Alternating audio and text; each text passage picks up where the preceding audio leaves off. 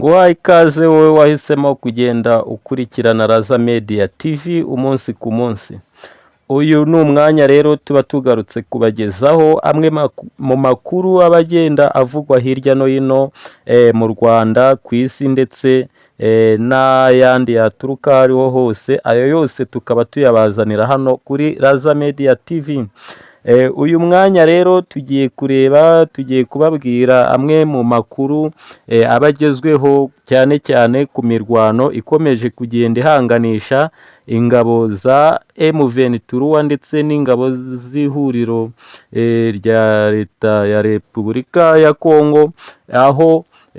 baba bakomeje kugenda barwana, bari kurwanira mu bice by'uburasirazuba bw'iki gihugu, ndetse aho M23 ikomeje kugenda yigarurira ibice bigiye bitandukanye by'izi ntara zombi uko ari ebyiri, Kivu y'Amajyepfo ndetse na Kivu y'Amajyaruguru. Ubu rero tuvugana, ubu mbagezaho aya makuru ubwo muheruka kumva M23 itangaza ko izafata umujyi wa Bukavu nyuma y'uko ifashe umujyi wa Goma, ari nabwo ndetse bahise banavansa. Ubu tuvugana bamaze kwiyegurira ndetse kwegukana no kugenzura mu buryo bwuzuye ikibuga cy'indege cya Kavumu, aho bari bamaze iminsi igera nko kuri 3 cyangwa 4 gutyo bazengurutse iki kibuga cy'indege, ndetse umutwe w'ihuriro ry'ingabo za leta ya Repubulika Iharanira Demokarasi ya Kongo n'iz'abarundi gutyo barwana ku iki kibuga cy'indege ngo kitaba cyafatwa, aho iki kibuga cy'indege cyifashishwaga mu kugushaho indege za gisirikare ndetse no kwegeranya ibikoresho byo gufasha ingabo za leta muri uru rugamba, ndetse ari naho hururukiraga ingabo zavaga muri Afurika y'Epfo, ndetse hakururukira ingabo zivuye i Burundi, ndetse hakururukira ingabo zivuye muri Malawi n'ubundi buryo bwose. Iki kibuga cy'indege kuri ubu tuvugana cyamaze gufatwa n'umujyi wa M23 ku munsi w'ejo ku itariki 14 z'ukwa kabiri mu mwaka w'2025. Amakuru akomeza guturuka hakurya hariya rero agenda akomeza kugaruka avuga yuko ubwo ingabo za M23 zahanganaga mu buryo bukomeye n'ingabo za leta ndetse n'iz'abarundi zirimo kurwana kuri kiriya kibuga cy'indege, abarundi babonye yuko bitoroshye, bafata amamodoka yabo barurira bashyiramo n'ibintu bishoboka, bariruka bahunga bagana mu mujyi wa Bukavu, aho bagiye gutegerereza M23 ko yazahagera nabwo bakaba bahahanganira. Ariko nubwo bimeze gutyo, ku ruhande rumwe rw'ingabo za leta ya Kongo ho siko byifashe, kuko bo harimwo amakuru agenda avuga yuko bamwe batangiye gupakira ndetse no kuzinga ibintu byabo babishyira mu mamodoka manini y'amakamyo, aho biteguye yuko baba bahunga uru rugamba. Uru rugamba bashaka kuruhunga bavuga yuko ikintu gitumye baruhunga ari uko Perezida wa Repubulika Iharanira Demokarasi ya Kongo Tshisekedi adafashe neza aba basirikare, ndetse bavuga yuko nta mpamvu yo kugumya barwana bapfira ubusa, yuko batitaweho na leta yabo. Ubu ngubu rero ni ukuvuga ngo amakamyo arenga nk'3 cyangwa gutyo bo bamaze kwitegura bavuga ko bari buhunge bigendera,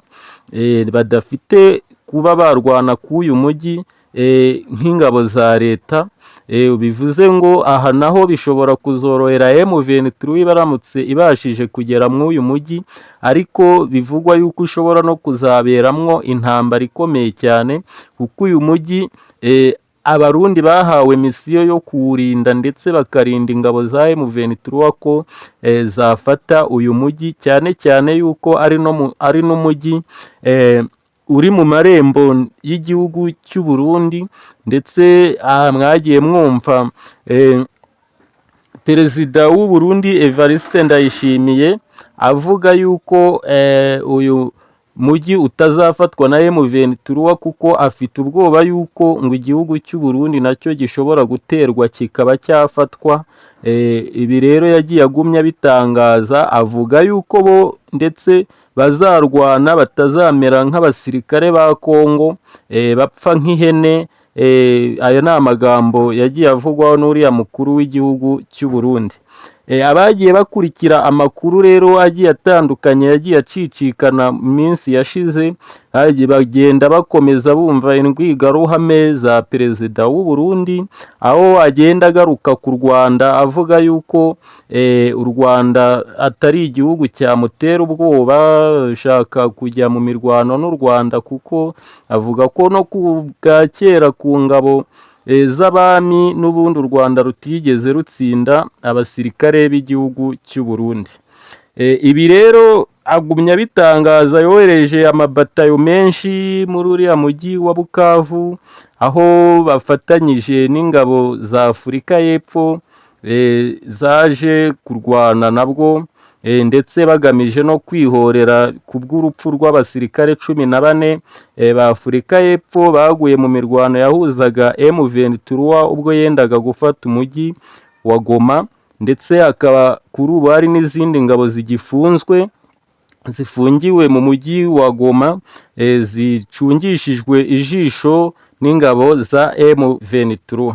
M23 rero ikomeje kugenda ikora udushya itungura abantu, aho buri wese aba yibaza ngo noneho hariya ho bizagenda gute, ariko ugereranyije n'uko hariya mu mujyi wa Bukavu yiteguwe, bakaba bari basizeho n'ingamba zihambaye, bakaba bari basizeho uburyo bwo kurinda uriya mujyi, babanje kurinda ikibuga cy'indege cya Kavumu, cyane yuko ari cyo kibuga cy'indege gikoreshwa n'abaturage batuye mu mujyi wa Bukavu, baba bashaka kugenda bakoresheje uburyo bw'indege. Ni kiriya kibuga cy'indege bakoreshaga, ariko byarangiye kuri ubu kiri kugenzurwa nyine n'izo ngabo z'inyeshyamba zihuriweho zitwa M23. ni ukuvuga ngo ubwo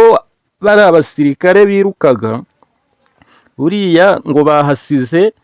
imbunda nini cyane zirasa mu birometero byinshi, bahasize imbunda ntoya, bahasize ibifaru, ni ukuvuga ngo bahasize indege nyinshi. Ibyo byose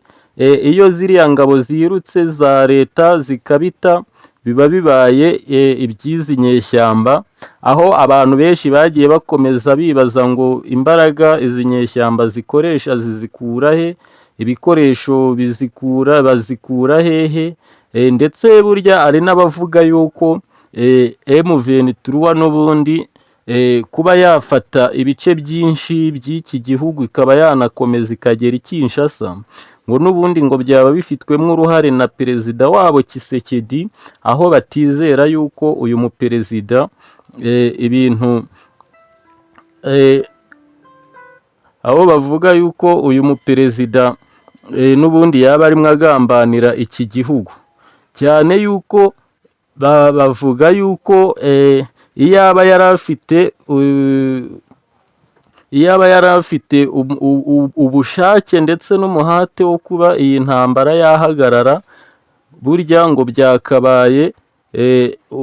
iyi ntambara yarahagaze. Aha rero bavuga yuko kuba igihugu cyafatwa cyatangwa n'ubundi biri mu ruhare rw'uyu muperezida, aho benshi bagenda babigarukaho, ndetse ubona yuko n'ingabo za leta zidashaka kurwana rwose, aho urugamba rukomeye zihita zibangira amaguru ingata zikiruka. Ni ukuvuga ngo M23 igahita itangira kugenzura ibyo bice byari bifitwe n'izo ngabo, ndetse n'ibirindiro byarimwo ingabo za leta, ibyo byose bigahita bitangira kugenzurwa n'izi ngabo za M23. Rero nk'uko nyine amakuru aba agenda akomeza kugenda atangwa, agenda bageraho, aha kuri Raza Media TV rero natwe tuba twabibakurikiraniye, ndetse uko amakuru agenda arushaho kutugeraho tugenda tuyabagezaho. cyane cyane ndetse by'umwihariko no kuri iyi ngingo y'iyi ntambara nyine ibera mu burengerazuba bw'igihugu cyacu, akaba ari nabwo burasirazuba bw'igihugu cya Repubulika Iharanira Demokarasi ya Kongo. Nyine tukazagenda tubibagarukiraho, tubamenyesha aho bigeze, tugenda turebera hamwe uko urugamba rwagiye rugenda nyine ku buryo burambuye. Komeza rero ugenda ubana na Raza Media TV, aho amakuru agezweho uyasanga, ndetse ubu tukaba tukurarikira yuko ntacyo uzongera kutuburana ku bijyanye n'amakuru ayo ari yo yose agezweho hirya no hino ku isi, uhereye igihe uboneye iyi nkuru yacu. Kanda subscribe niba ari ubwa mbere wari ugeze kuri iyi channel, niba ndetse kandi usanzwe ugera kuri iyi channel, komeza ubane na Raza Media TV. Uri umuntu w'ingenzi, uri umuntu w'agaciro, wifurije gukomeza kugira amahoro y'Imana aho ugiye uherereye hirya no hino. Imana iguha umugisha.